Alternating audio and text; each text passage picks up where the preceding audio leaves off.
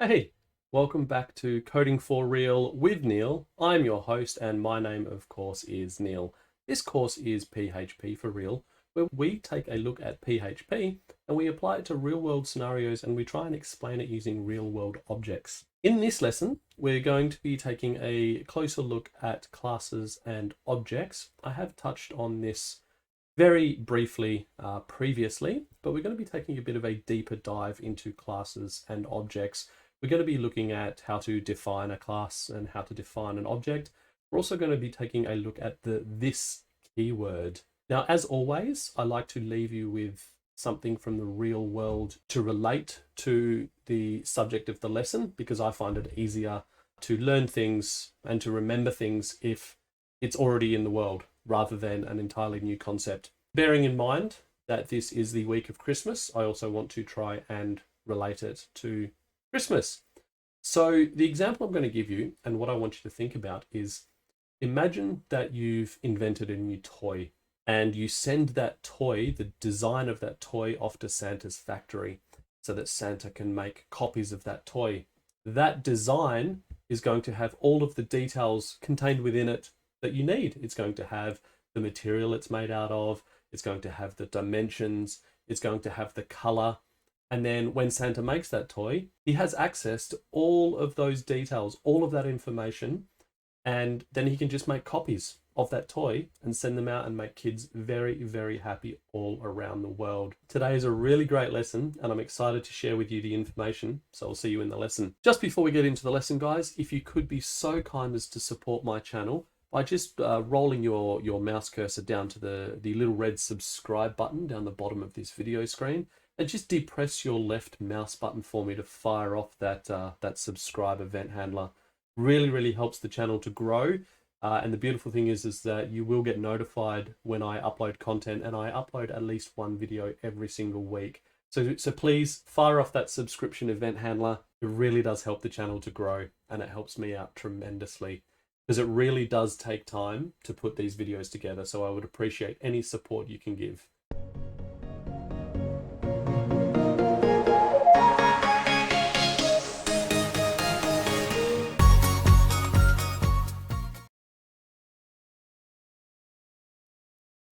Okay, now the first thing I do want to touch on is what is object-oriented programming. And I'm over here on W3 Schools at their What is Object-Oriented Programming, or OOP. And I have zoomed in a little bit because I've been given some feedback that it's a little bit hard to read. So I've zoomed in here. Let's go through this together. OOP stands for Object-Oriented Programming. And object-oriented programming is a programming paradigm. Now, a paradigm is simply, it's a typical example or pattern of something. So it's a pattern or model. So object-oriented programming is a programming model or a programming pattern. It's essentially a pattern of programming, a way to program. There are many different programming paradigms. The main two in PHP are procedural and object-oriented. Okay. Procedural programming is about writing procedures or functions that perform operations on the data. So procedural programming is very much like a cooking recipe, where it's step by step by step, and each step performs a procedure or performs a function. That is what procedural programming is. Object-oriented programming, on the other hand, it's about creating objects that contain both data and the functions that you want to, the operations that you want to perform on that data. OOP has several advantages over procedural programming. First of all, OOP is faster and it's easier to execute. OOP provides a clear structure for the programs. OOP helps to keep the PHP code dry, and dry means don't repeat yourself. The dry principle, it's all about reducing the repetition of code. So you should extract out the codes that are common for the application and place them in a single place and reuse them instead of repeating them. And that's what object-oriented programming is you put all of the data and the functions for a particular process into a class, and then every time you want to use it, you just create copies of it, you reuse it, instead of every single time you need to perform a procedure, you rewrite the code. So this is why object-oriented programming helps with the dry principle. It makes the code easier to maintain, modify, and debug. And object-oriented programming makes it possible to create full reusable applications with less code and shorter development time. Now, I am going to be covering what are classes and objects in this specific lesson, but let's just very, very quickly go through what classes and objects are. Classes and objects are the two main aspects of object-oriented programming. In this example, the class would be a fruit, and then the objects are apple, banana, and mango. And indeed, an apple is a fruit, a banana is a fruit, and a mango is a fruit. Then another example is a class, which is car, and then objects. Volvo is a car, Audi is a car, and Toyota is a car. So a class is a template for an object, and an object is an instance of a class. And this is where I said if you've created a new toy and you've sent it off to Santa's shop, you send off the design, the blueprint, the template, which is the class. And then from that design or blueprint or template, Santa's little workers, Santa's little elves, will create copies of it. They'll create instances of the design, and these are called objects. When an individual object is created, they inherit all of the properties and the behaviors from the class, but each object can have different values for the properties. Exactly as I said, you've got the design for the toy, and it will contain properties such as color, material, size, okay? And you send that off to Santa's little workshop, and then when they create copies of that toy from the design, from the blueprint, they can change the color. They can make it red. They can change the material. Maybe the default material is plastic. They can make it cotton, for example. They can change the size from small to large, okay? Because every single time you make a copy of that blueprint, you can change the properties contained within. That's going to cover it for the introduction on what is object-oriented programming. And we're going to talk now more clearly about what a class is and how to define a class and how to work with classes. All right, here we are. We are in our index.php file, and this is within MAMP, htdocs, PHP course lesson 7. I've just created this file. First things first, how do we make this, other than the .php, what do we need to put in here to make it render the PHP code? If you said less than question mark PHP followed by question mark greater than, you would be absolutely correct. Now watch this. Watch this line 3 when I save. You'll see that I got rid of the closing tag. The reason it does that is that if in a document you only have PHP code, it's self-closing. You don't need the closing tag. But if you are embedding PHP within a HTML document, then you'll need the closing tag. So that's why that deleted. But first thing is first. Let's talk about classes and how to define a class. So very, very simply, how do you define a class? Well, you would use the class keyword. So first of all, you'd put class. Then you would give this class a name. Now classes will normally start with a capital letter. So let's put capital toy, just like that. And then you would open and close curly brackets. And that is a class. That is how you define a class. So let me just put some comments in here. Define a class, just like that. And then inside of here is where all the data for the blueprint will go here. Okay, so within these curly brackets. And that is it. You've just defined your class. But that by itself, it's not going to do anything, right? So what do we do with this now? Very quickly, something I do want to talk about. You know about variables, okay?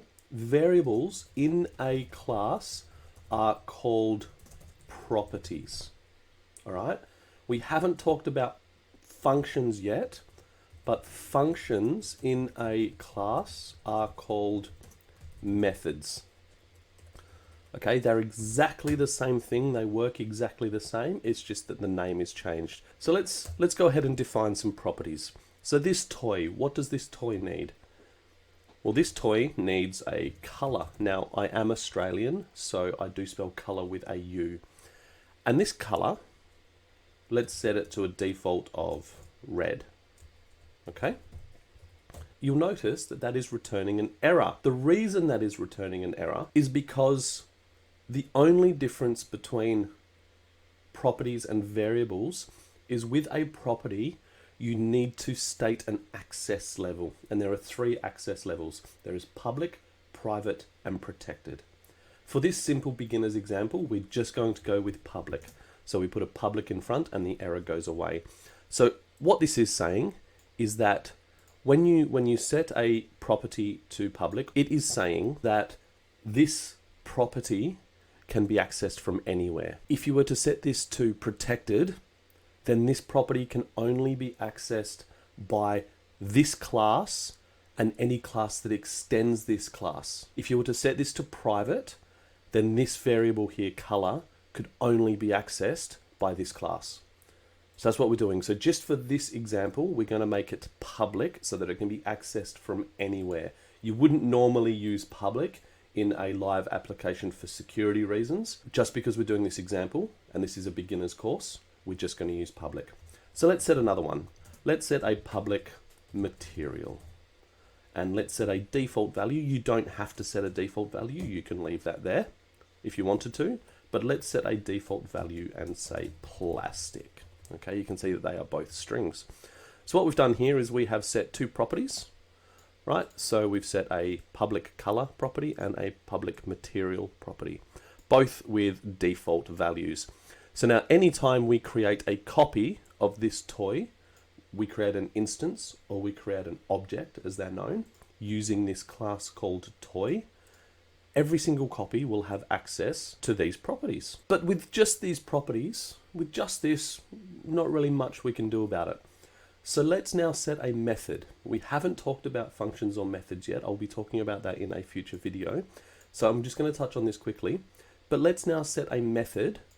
We're actually going to set 2 methods. The first method is where we're going to set the color, and the second method is going to be, we're going to get that color, return it, and display it to the browser. The very first thing we do is we set a function.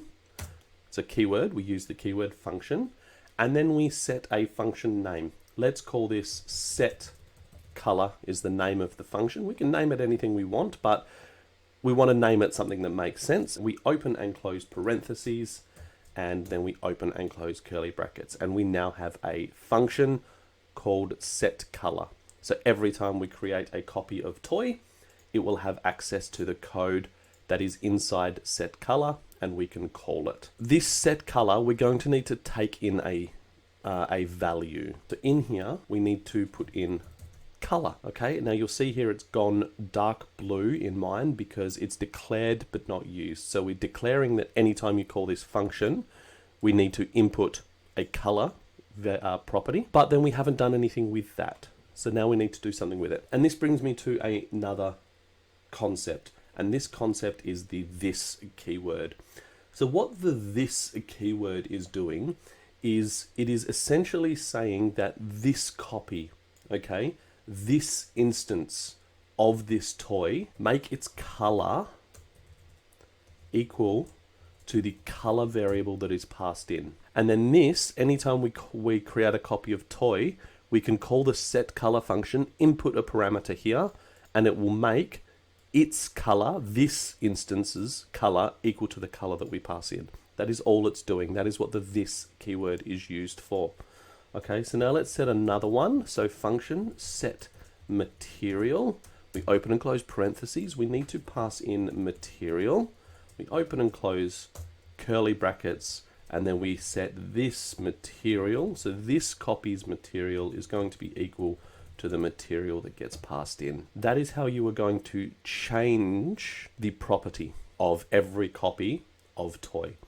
But that'll make more sense when I show you how to define an instance of toy, creating an object. And then what we're going to do is, that's great, we're setting the color, but we're not doing anything with it. All we're doing is we're changing the color. So then what we need to do is we need to get access to the color property of the instance, and we need to get access to the material property of the instance.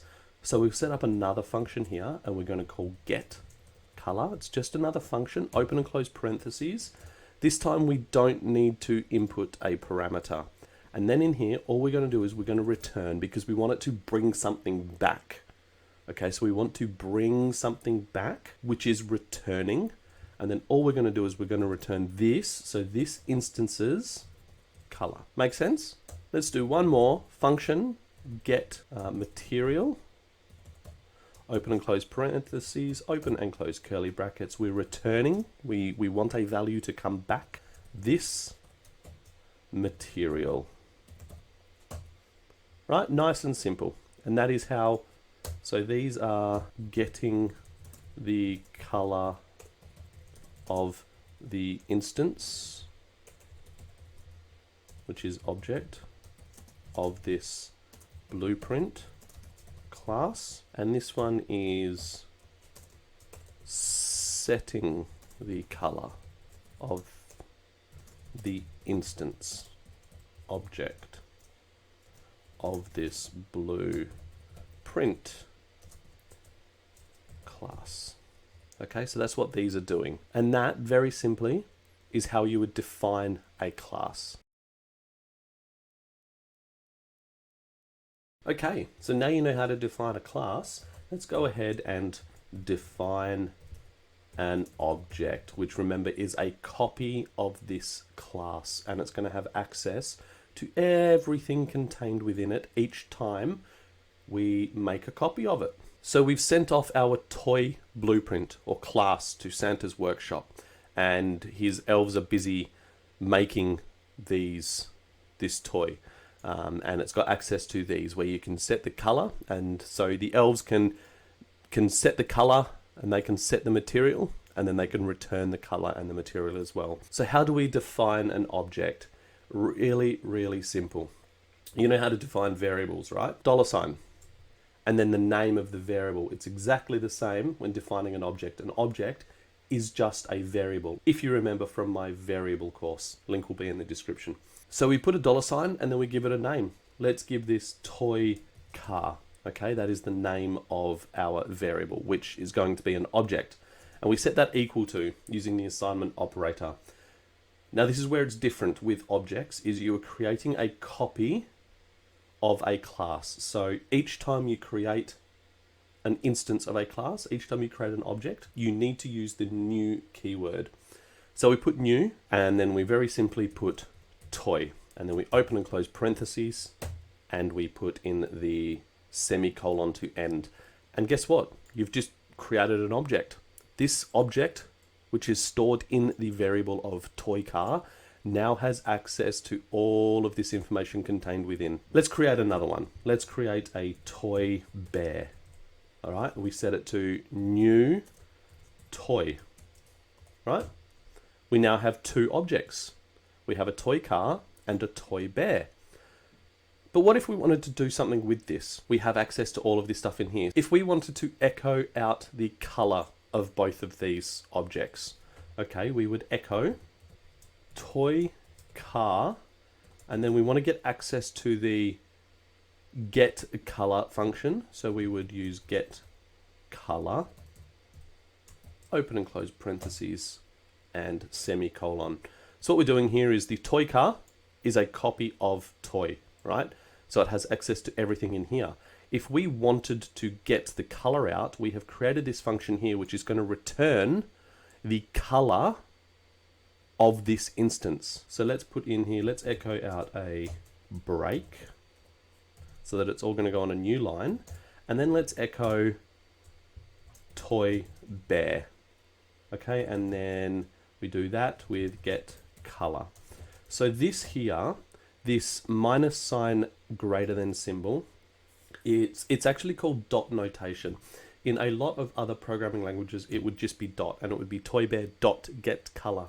But in PHP, we need to use this symbol here. Okay, because dot in PHP, as we know, is concatenate. Okay, so that's what we're doing here, and then we're going to echo out another line break just to make sure. Now, what we're doing here is we're accessing the get color function from within the toy car and the toy bear, and we're returning it, and then we're echoing out the result.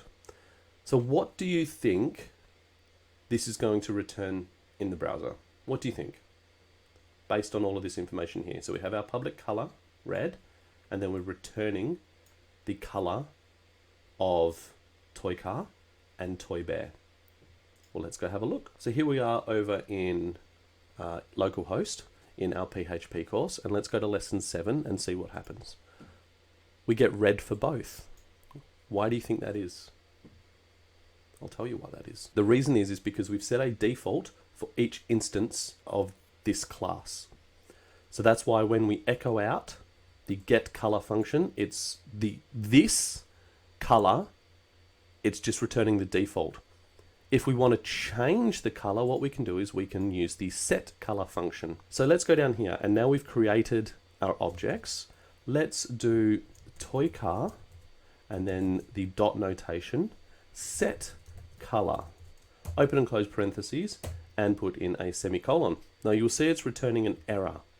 The reason it's returning an error is because when we created the function, the method, we've told the set color function that it needs to take in a parameter.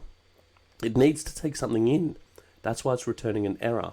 So what we would do here is we would pass in a color, okay, blue. Let's do that again. Let's do toy bear. Let's set its color, okay, and make it equal to brown, because everyone loves brown bears. Now this here is exactly the same. We're echoing out toy car get color, where we're returning this instance's color, and we are echoing toy bear using get color function, where we are returning this instance's color. What do you think this is going to come out in the browser as now that we have used the set color function? Let's have a look. So here we are over on our local host. Let's refresh, and we get blue and brown because we have used the set color function and passed in a parameter. It will overwrite the default. Now let's have a look at another example. Let's change the material, because if we were to echo toy car get material, and then echo a line break, okay, and then echo toy bear get material, just like that, we're going to get, same as get color, we're going to get the default, which is plastic for each. But we have this function here called set material, and we can pass in a new material. So let's go ahead and do that. Let's do toy car. We are setting the material. See, this is why naming your functions and your variables for that purpose is so important, because now we know if someone else was to come and look at this code, oh, you're setting the color to blue. Great. You're setting the color of the toy bear to brown. Amazing. Now again, this is returning an error because in the set material function, we need to pass in a material. So this toy car is going to be made of wood. Okay.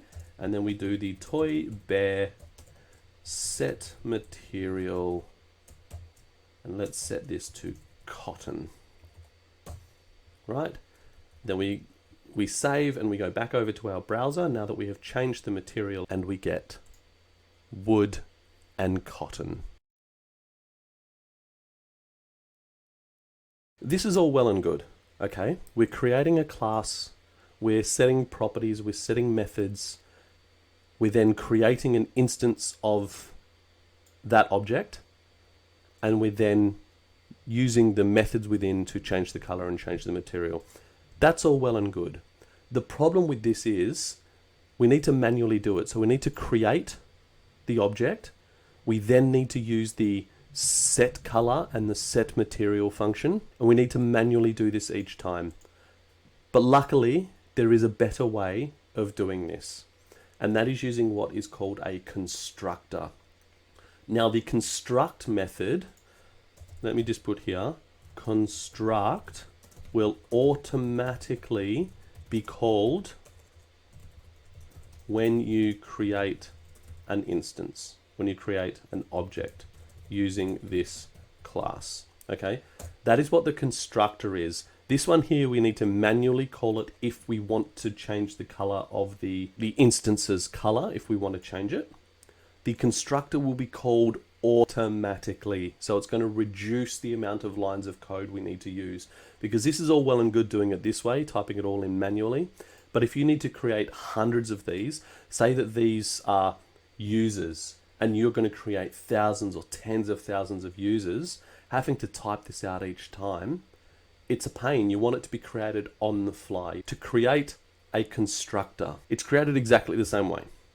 We use function, and then the difference is we start it with a double underscore, and you can see autofill is doing all of these, and then we want construct, and as you can see, it auto-filled it out. So we put in the parentheses, we put in the open and close brackets. Then, because this is constructing, we do need to put in a parameter. So in here, we'll put in color. We don't need to use the set color and set material functions anymore. So I'm just going to comment them out, which is going to return errors down here because we aren't setting the color or setting the material anymore. So let me also comment that out. So again, you can see this is dark, or it's lighter blue, like a weird aqua greeny kind of color for me. It's declared but not used. So we still need to use this, and we use it the exact same way. We do this, color is equal to color. Okay, and you can see up here we do have 2 errors. The reason for that is because we're using a constructor, it's automatically going to call this when we create the instance of toy. So as you can see down here, it's got the error here. Because it's got the constructor, it is expecting 1 argument, and it has found 0. So in here, what we need to do is we need to put in whatever color we want. So for the toy, we want it to be blue, and for the bear, we want it to be brown. Then if we save and we go over to the browser and we refresh, it's exactly the same. However, the material has changed because we didn't set a constructor for material. So you can see here, blue and brown are exactly the same because we're just returning that instance's color, but we've done it using a constructor. So it's set this color automatically when we create the instance. So you can see we've saved ourselves 2 lines of code, which is great because we've got 2 objects. Just by setting a constructor, we've saved ourselves code because it's automatically calling this when the instance is created. We pass in the variable we want, and it's automatically going to change this property to whatever we pass in. So that is the constructor. I just wanted to show you that very, very quickly. But as I said, that is an intermediate topic. It's good to know that there are multiple ways of doing the same thing in programming, and this is a much cleaner and much quicker way of using object-oriented programming. So I do want you to be aware of the construct method. So what about if you also wanted to set the material? Do we create another construct function, do you think, underneath here, and just do this material equals material, just like we did down here where we created multiple functions? In fact, the other beautiful thing about constructors is that you don't need to. You don't need to create another construct function. You can in fact only have one construct function per class. Instead, what you would do is you would just pass in a second parameter here, and then you would do this material equals the material that is passed in. Okay, so it's all within one constructor function. So this is going to call every time you create toy, but then it's returning 2 errors because down here we've only got 1 argument and it's expecting 2 arguments. So similarly, we would do comma and we would put in, this one is going to be wood and this one is going to be cotton. And then in the browser, this would show as, here we are over here, let's refresh, and we're getting wood and cotton, just like we were before.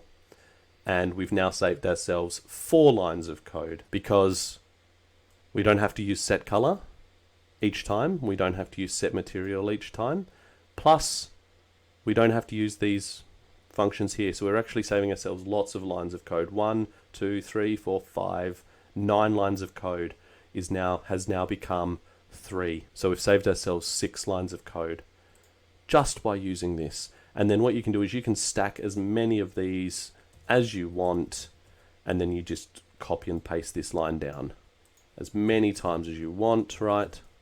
But then what you'd need to do is you'd need to make sure that you're passing them in here each time. And that is the constructor function. Wow, congratulations. You've made it to the end of lesson 7. So this lesson we learned a lot more about object-oriented programming, and we learned about how to define classes and how to define objects and what they are and how they work together. And we did have a quick look at the constructor method within a class and how it works. Classes and objects are super important.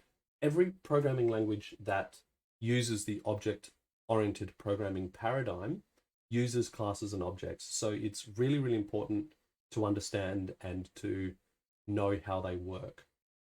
So if what I taught in this lesson didn't make sense, please do go to W3 Schools and read the documentation on it. Watch this video again. And if it still doesn't make sense, please do reach out so that I know that you are completely around the concept of object-oriented programming and how it works. The next lesson, we are going to be looking at functions in more detail. Now, we did look at functions or methods as they're known in classes a little bit today, but I do just want to dive a little bit deeper into functions, into the inner working of functions, so that we can understand moving forward how a function works and why things are defined the way they're defined. So that is the next lesson. Really excited to share that with you, and I'll see you then.